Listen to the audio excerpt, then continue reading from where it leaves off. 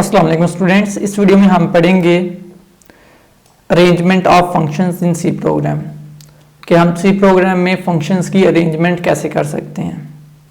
अगर आपने पहली वीडियोस देखी हैं तो आपको इस वीडियो में कोई इतनी मेरे ख्याल में दिक्कत नहीं होगी।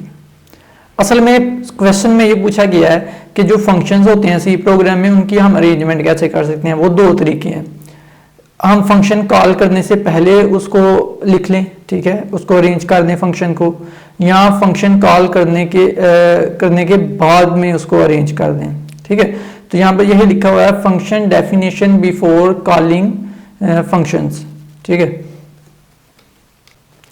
कि हमने फंक्शन डेफिनेशन को लिखना है उसको कॉल करने से पहले। कॉल यहाँ पर किया जा रहा है, फंक्शन को हमने पहले डिफाइन कर लिया है, राइट। तो यहाँ पर इस हेडिंग में देखिएगा function definition after calling function. तो फंक्शन को कॉल करने के बाद फंक्शन की डेफिनेशन को हमने लिखा है।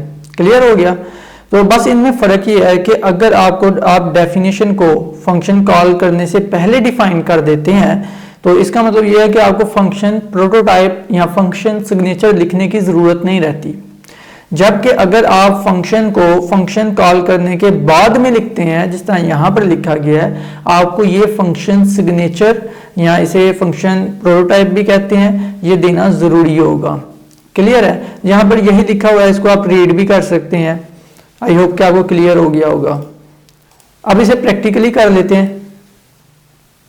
ऑलरेडी जो मैंने प्रोग्राम बनाया हुआ है उसे ओपन कर देता हूं ताकि इजीली आपको समझ आ सके। यहां पर देखें ये फंक्शन बना हुआ है, यहां पर मैं फंक्शन को कॉल कर रहा हूं पहली मर्तबा और ये दूसरी मर्तबा इस फंक्शन को, राइट।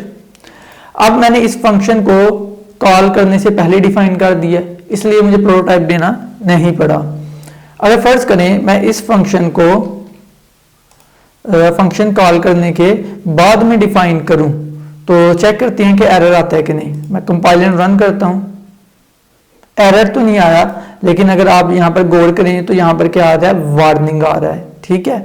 अब देखिएगा मैं क्या करता हूं, यहां पर प्रोटोटाइप देता हूं, फंक्शन प्रोटोटाइप या जिसे फंक्शन सिग्नेचर भी कहते हैं, वो यहां पर मैं लिख देता हूं। वो बिल्कुल सेम टू सेम इस तरह से होता है फंक्शन डेफिनेशन में, फंक्शन हेडर की तरह ये होता है, बस फर्क ये होता है कि एंड पर सेमीकोलन लिखना होता है। इसको मैं सेव करता हूं, इसे मैं अब कंपाइलर रन करता हूं, चेक करते हैं कि वार्निंग आती है कि नहीं। अब देखिए यहाँ पर कोई वार्निंग नहीं आ रही। क्लियर हो गया ना।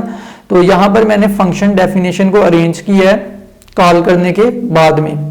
मैं फंक्शन डेफिनेशन को इसको कॉल करने से पहले भी अरेंज कर सकता हूँ। ये देखें, ये फंक्शन को यहाँ पर कॉल किया जा रहा है, लेकिन इस फंक्शन को मैंने फंक्शन डेफिनेशन को कॉल करने से पहले अरेंज कर लिया इधर, ठीक है। तो ऐसे सिनेरियो में जब अगर आप फंक्शन आपने कॉल करने से पहले ही डेफिनेशन उसकी लिख दी है तो आपको फंक्शन सिग्नेचर की जरूरत है नहीं रहती। अब इसे मैं कंपाइलर रन करके भी आपको चेक करवा देता हूं। ये देखें कोई एरर नहीं, कोई वार्निंग नहीं आ रही। क्लियर हो गया।